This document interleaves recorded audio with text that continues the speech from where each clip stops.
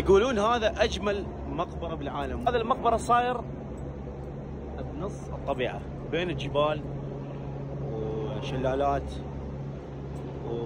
يعني طبيعه بنص الطبيعه حرفيا. خليني اشوفكم. اكثر شيء مهتمين به مسوينا مثل يعني منطقه سياحيه من هاي الناس تجي تاخذ صور وهذا.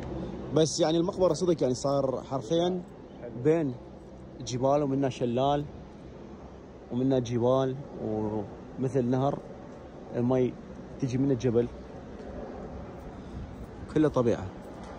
فاليوم قلت لازم اشوف لكم هذه المقبره المعروفه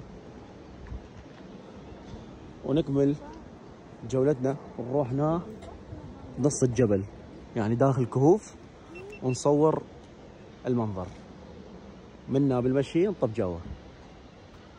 فلا تنسوا اللايك والاشتراك والفيديو الكامل قريبا راح تشوفوه على قناتي اليوتيوب. وتحياتي.